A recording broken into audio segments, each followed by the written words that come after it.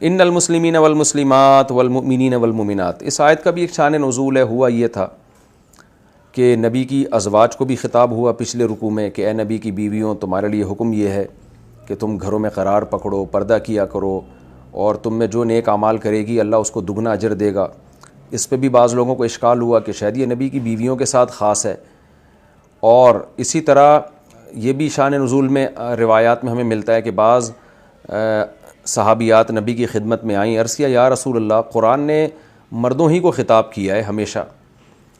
عورتوں کا کوئی زیادہ تذکرہ ملتا نہیں ہے قرآن مجید میں، حالانکہ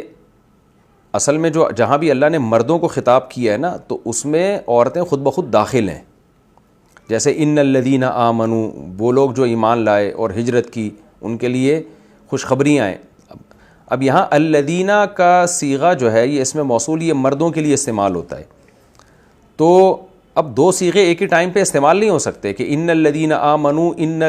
اور واللاتی آمنت۔ تو ہمیشہ دنیا میں بھی اصول یہ ہے کہ جب اوور آل کسی قوم کو خطاب کیا جاتا ہے نا تو جو صیغے مردوں کے وہ استعمال کیے جاتے ہیں، اس میں خواتین ضمناً خود بخود داخل ہوتی ہیں، الگ سے ان کو بیان کرنے کی ضرورت نہیں ہوتی۔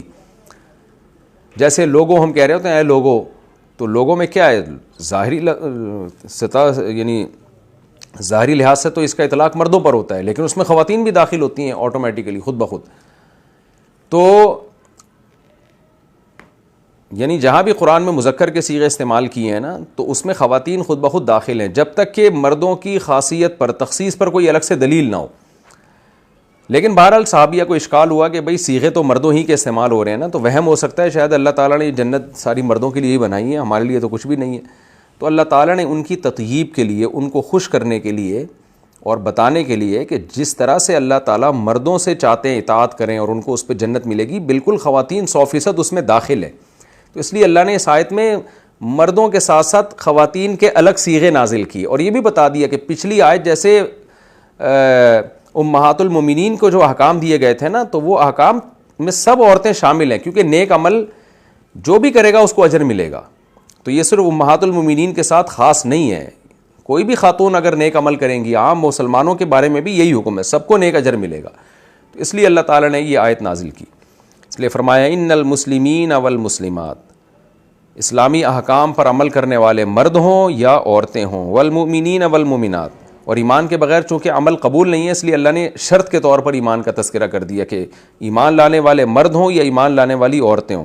والقانتین والقانتات، اور مکمل فرما برداری کرنے والے، یعنی جو اپنے آپ کو مکمل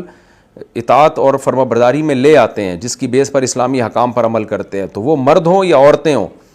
اور پھر اب آگے اللہ نے نیک اعمال کا تذکرہ کیا۔ دیکھیں نیک اعمال کا تذکرہ کیوں کیا؟ کافی تھا یہ بتانا کہ بھئی مسلمان مرد ہو یا عورت ہو، اچھے عمل مرد کرے یا عورت کرے، سارے جنت میں جائیں گے، تو شان نزول کا مقصد تو پورا ہو جاتا نا، جو سوال کیا گیا تھا وہ تو پورا ہو گیا تھا یہاں پہ۔ لیکن اللہ نے کچھ نیک اعمال کو ہائی لائٹ بھی کر دیا، یہ بتانے کے لیے کہ جب تم نیک بننا چاہو گے نا تو ان اعمال کو فوکس کرنا، تاکہ مسلمانوں کو موٹیویشن ملے کہ نیک اعمال اللہ کی نظر میں ہیں کیا، تاکہ مسلمان قوم ان نیک اعمال پہ زیادہ سے زیادہ حریص ہو اور ان اعمال کو اپنی زندگی میں لائے۔ تو اس لیے اللہ نے ان نیک اعمال کو جو فرما بردار لوگ اور مسلم لوگ کرتے ہیں ان کو الگ سے اللہ نے بیان کیا۔ وہ کیا فرمایا؟ والصادقین والصادقات، سچے مرد اور سچی عورتیں۔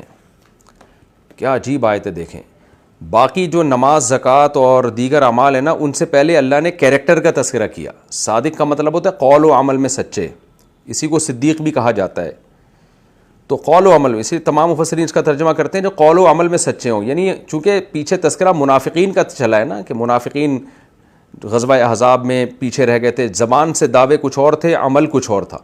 تو یہ چیز انسان کے کریکٹر کو داغدار کر دیتی ہے۔ تو مسلمان کریکٹر لیس نہیں ہوتا، جو زبان میں ہے وہی دل میں ہے، جو دل میں ہے وہی زبان پہ۔ تو آج کتنا بڑا، میں تو باہر ملکوں میں جب سفر کرتا ہوں تو مسلمان قوم کی جو سب سے بڑی شکایت آتی ہے وہ کریکٹر لیس ہونا آتی ہے، اور میں علی الاطلاق تمام مسلمانوں کی شکایت نہیں ہے یہ، خاص طور پر یہ جو دیسی مسلمان ہیں نا بر صغیر کے، انڈیا، پاکستان، بنگلہ دیش کے، ان کی زیادہ یہ کمپلین آتی ہیں کہ کریکٹر میں جو ہے نا مالی لین دین میں بہت سے لوگوں کی، میں نہیں کہہ رہا سارے کی، یعنی بہت سو کی شکایت آتی ہے، تو پھر بہت افسوس ہوتا ہے کہ کردار میں تو مسلمان کو ایک نمبر ہونا چاہیے۔ تو اس لیے اللہ نے فرمایا الصادقین والصادقات، کہ کھڑے ہونے چاہیے، سچے ہونے چاہیے، سچے مرد اور سچی عورتیں. تو سب سے پہلے اپنے کردار کو درست کریں. یہی وجہ ہے کہ نبی صلی اللہ علیہ وسلم نے جب